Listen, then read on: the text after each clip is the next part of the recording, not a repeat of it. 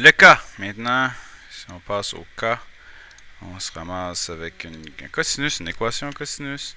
Donc, une équation toujours moins pire qu'une équation. Donc, ici, vous allez avoir un θ qui va être égal à 3x moins pi. Donc, encore une fois, devant votre x, vous retrouvez votre b. Donc, on va avoir une période ici qui va être tout simplement de 2pi sur 3. On va conserver ça ici en mémoire pour le cas.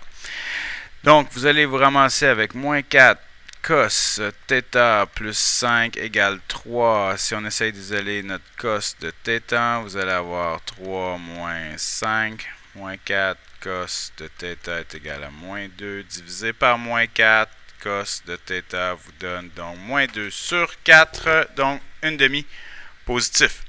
Alors, un cosinus qui va être égal à 1 demi positif, cosinus c'est votre valeur de x, et on a pi sur 3, et 1 demi, on a 5 pi sur 3. On va y aller avec directement ces valeurs-là ici. Vous pouvez choisir d'autres valeurs, vous pouvez vous amuser. Vous pouvez prendre pi sur 3 et moins pi sur 3.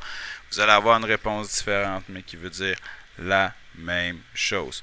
Donc, moi, j'y vais avec un angle θ1 qui va me donner donc un pi sur 3 et un angle θ2 qui va me donner mon 5 pi sur 3.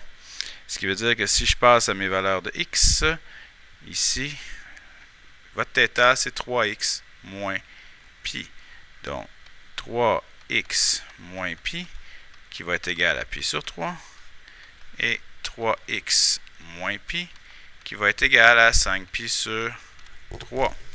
Donc, si on regarde ici, on va essayer d'isoler x1. 3x1 va être égal à pi sur 3 plus pi. J'additionne pi de chaque côté.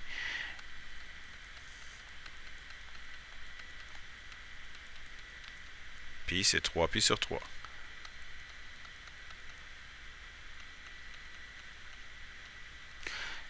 Plus 1 donne 4 pi sur 3.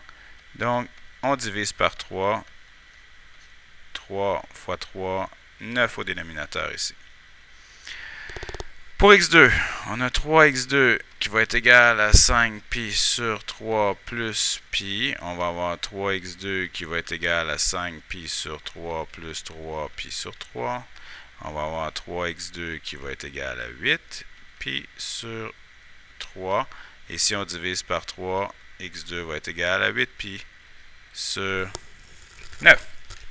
Donc 4 pi sur 9, 8 pi sur 9, avec une période, on a dit une période de 2 pi sur 3. Donc une période de 2 pi sur 3.